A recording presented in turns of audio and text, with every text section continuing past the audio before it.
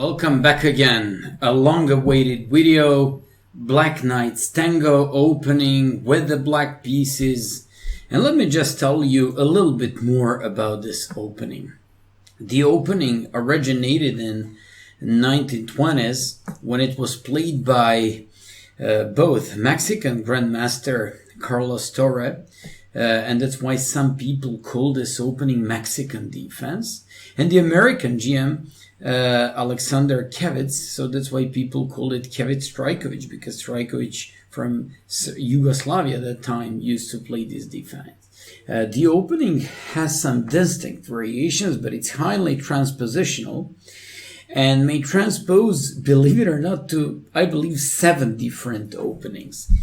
King's Indian defense, Nimzo Indian, Bogo Indian defense, Shigarin defense, Ragozin, Catalan, and English opening.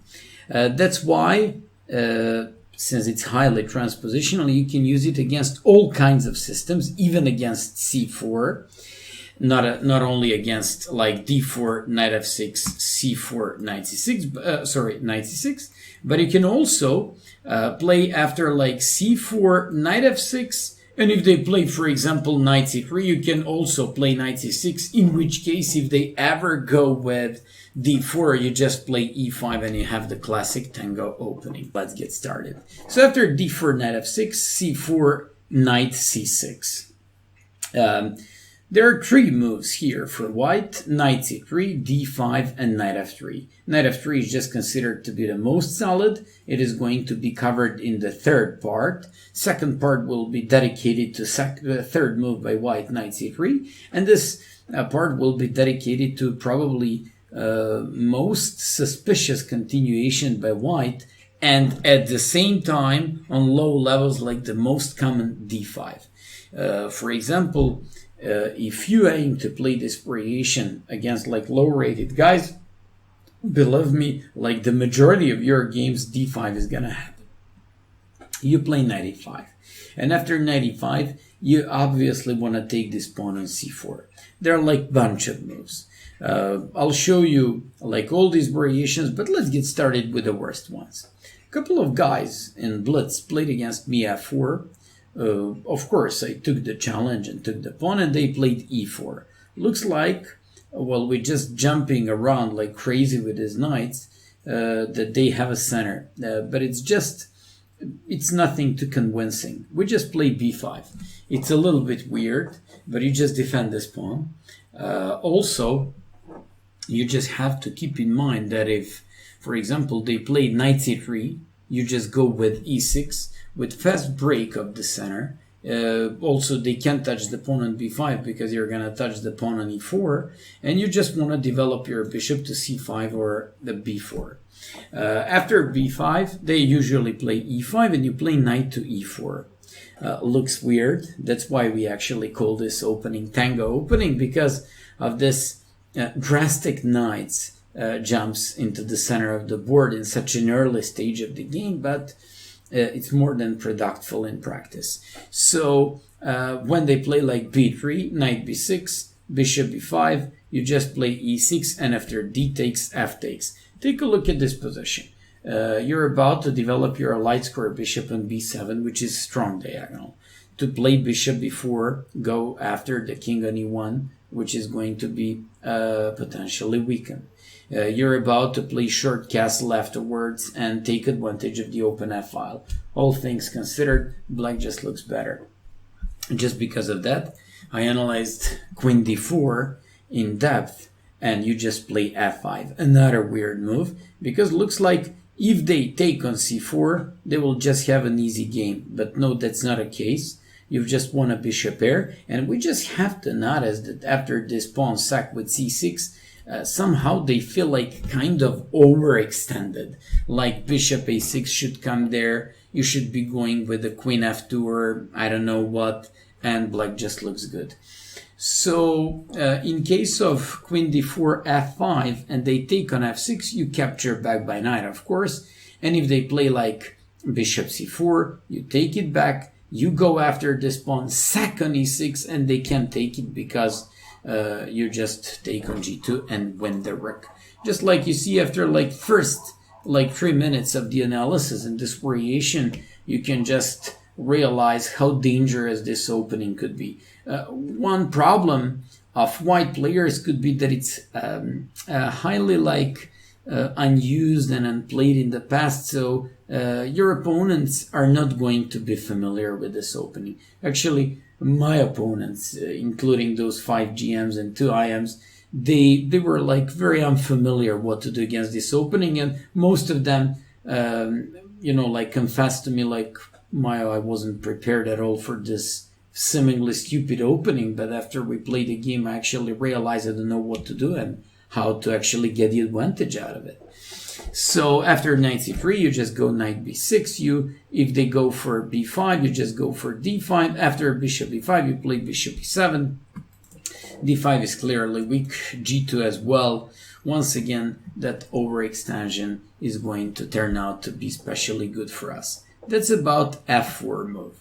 Speaking of e3 move, just to defend the pawn on c4, it's nothing. I'll show you the game against Venegas, guy from, I believe, Mexico, actually, where this opening has its origins. So I played e6 against that guy. He's an IM. Knight c3, bishop e4, knight f3. I captured that knight, queen f3. I captured on d5, played short castle, and here I decided to break in the center, playing this move. D takes, I captured back by d pawn in order to open up this bishop.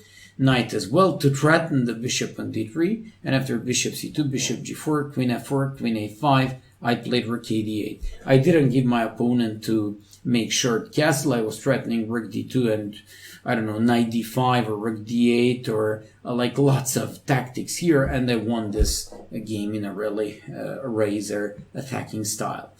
And those are like 2 most suspicious moves. So f4, where we grab the pawn on c4, and e3, where they just want to defend the pawn, but basically it means nothing because we play e6. If they play b3, they just create like kind of weaknesses on the dark squares. You play e6, bishop e2, you give check, and when they play like knight e2, you play knight e4. They have to play like, they can't play knight f3 because you're just going to take and d2 is falling. So they have to play bishop c1 and queen f6. For example, this is how I won like 2 bullet games. It's nice and it's always like very, very good feeling when you win game in such a small number of moves. You threaten mate on f2, so basically they have to play like knight g on f3, and you play knight g4. Look at this tremendous position for black after 8 moves. You want to go after the f2 pawn, bishop on b4, knight on e4, queen on f6. They all attack these pieces, rook on 8, a1, knight on d2, pawn on f2. Black is literally dead winning. So after like b3, e6, bishop e2, bishop e4, they can also play knight c3, but in that case we just play castle. I want to take afterwards on d5, I want to play rook e8, I want to take advantage of having my bishop on b4, black just looks good. They can also play knight c3. In case of knight c3, we're not supposed to take, because they will go with e4 and attack our knight on c4 with a tempi and start chasing our pieces very badly. So we just go with knight g6, and this is like a very typical position for both of these Tango knights in this variation. Usually knight on g6 could be chased away with h4. And here I'm just going to give you like basic rules. If they play e4,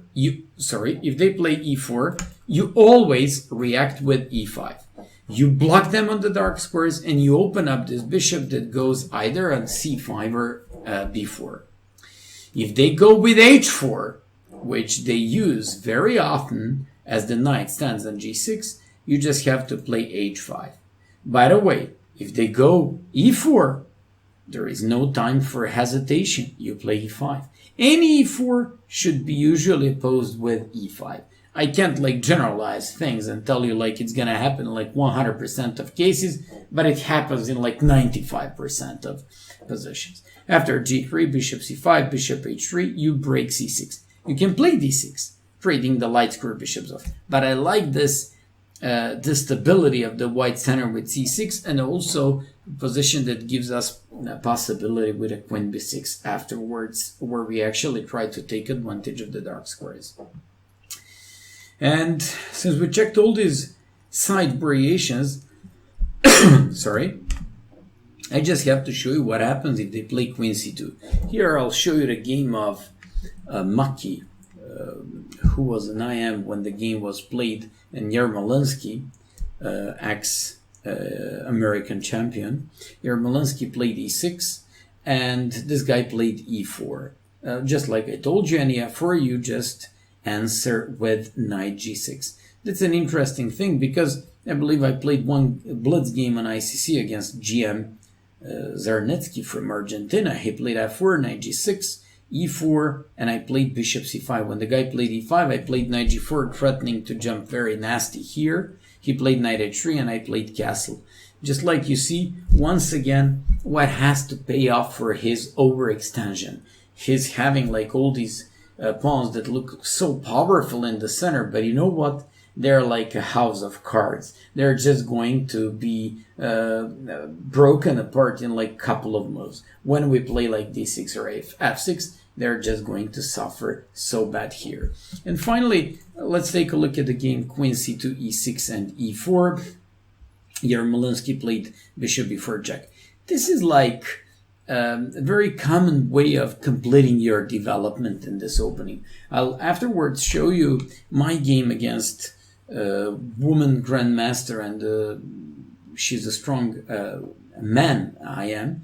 Her name is Irina Krush, ex-American champion, and we played like 25-minute game, rapid chess. I won that game in a very nice style, but I'll show you that I actually used and applied the same idea with the bishop before. So why do we do this? We give check, but more importantly, we just carry on with our development and actually prepare ourselves for the short castle. After bishop d2, queen e7, if they take, you just take and play short castle with e takes d5, rook e8, an absolutely good game for black. And in case of bishop e2, Yermolinsky captured, c takes, played short castle, played d6, and here he broke on the c file because queen on c2 and king on c1 are pretty unhappily placed there. So after like h3, e takes, bishop d7, f4, knight g6, g3, captured on c3, played knight e4, threatening on g3, and after bishop g4 played f5, won that pawn and won the game. Game was played in Las Vegas in 1993. Finally, they can play queen d4. This is my game against Irina Krush, and this is my game against a guy whose name is a late night, and he's some IM or GM from ICC. So when I put my knight back on g6, I was threatening to play e5 in order to get with a tempi-like development and activity of the dark square bishop. So when my opponent played like, do you know what is interesting here? If they play f4 to stop e5, you anyways have to react with e6 because you need to do something active with the dark square bishop.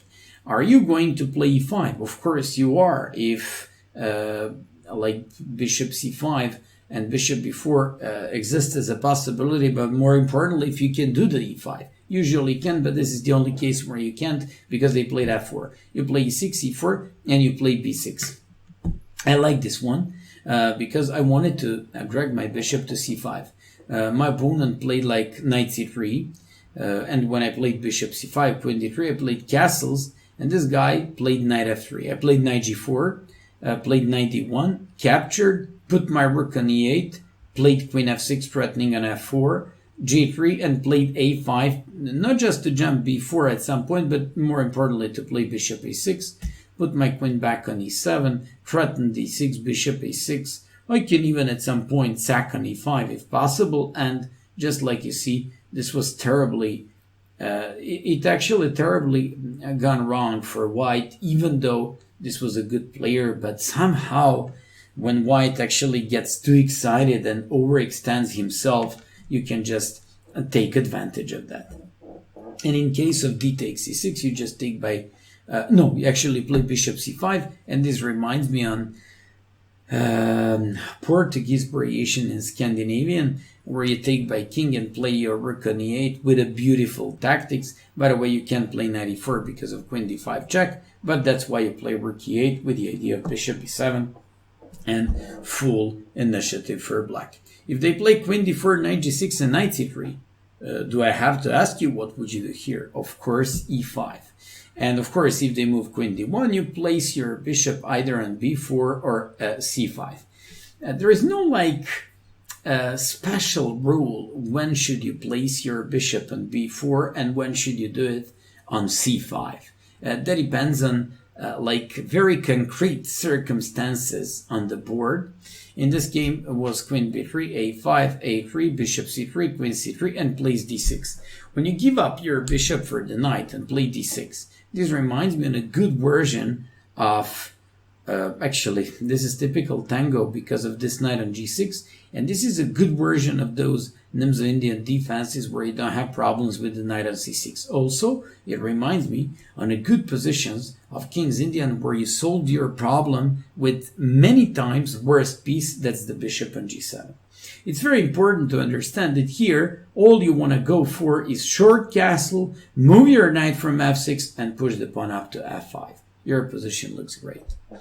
And finally, in case of e4, so queen d4, knight g6, e4, you play e5, queen d3. By the way, if d takes, f takes, e5, bishop e4, c5, and you just win the pawn on e5 with another beautiful trick. And in case they go with queen d3, you just go with bishop c5. Just like I said, it doesn't mean that you can go with bishop e4 and queen e7 in this position. No, absolutely not. It's fine. But I also like to play this with this bishop on c5 because it's more intimidating, I would say.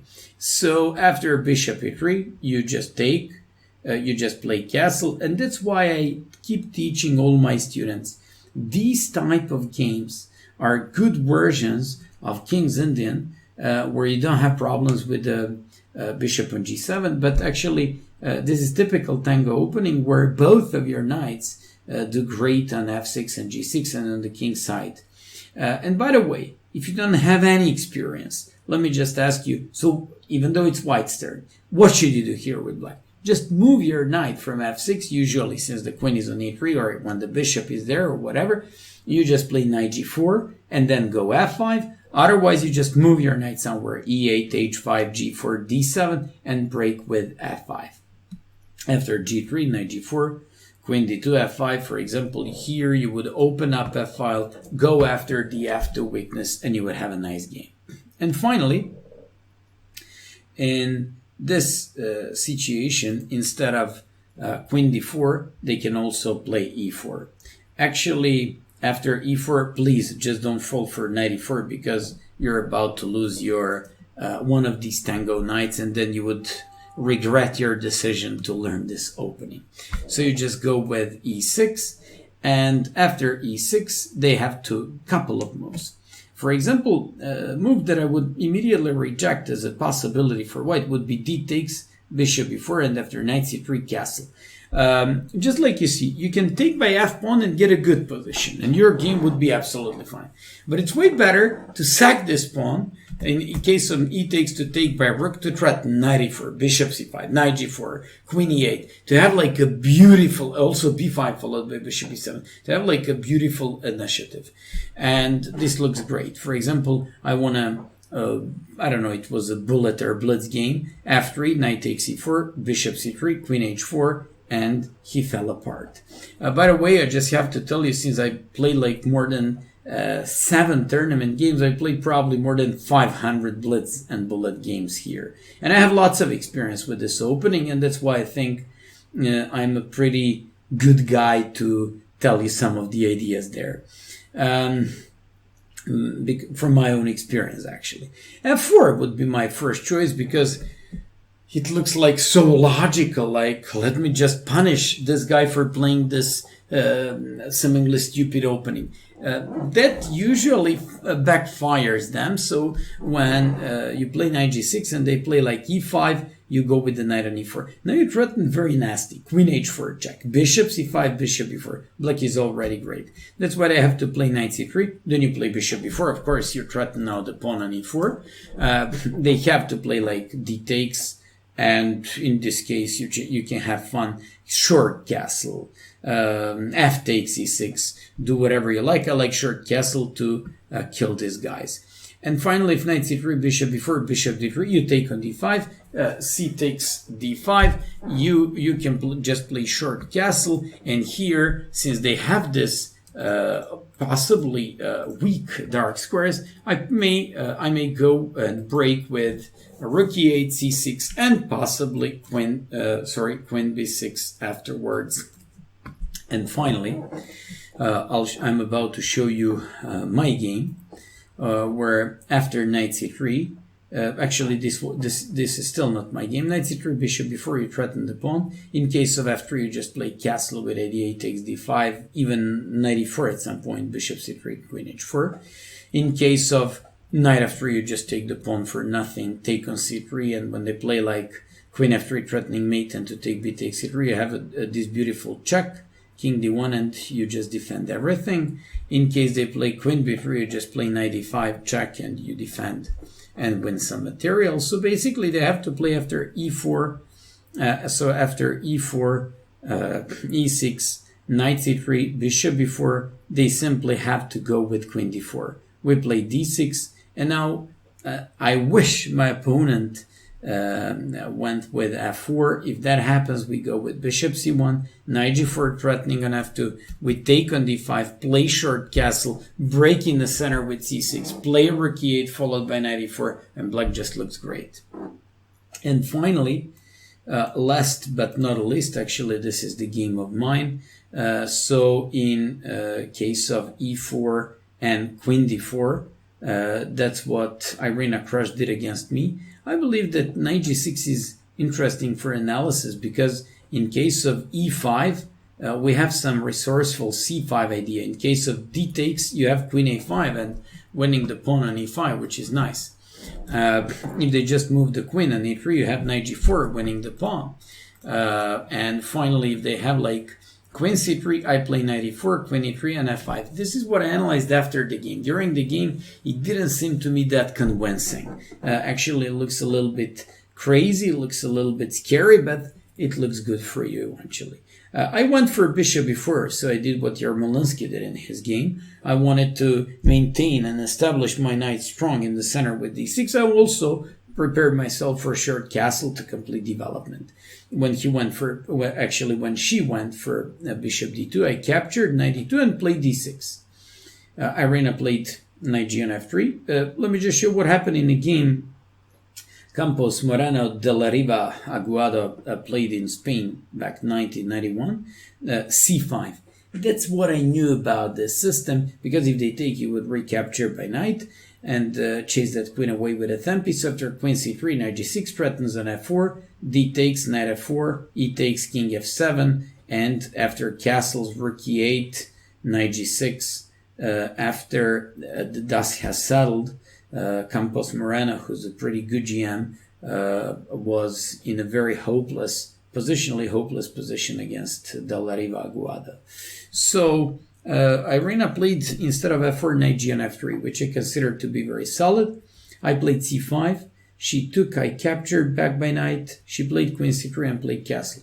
And at that time, I realized that I played some sort of flexible hedgehog without the dark square bishop, where obviously pawn on d6 looks bad, but she also has lots of problems because of this harmony of her pieces. Look at this knight on d2. It basically bothers rook when it comes to d1 to attack the d6 pawn. So that actually gave me some hope that my position wasn't that bad.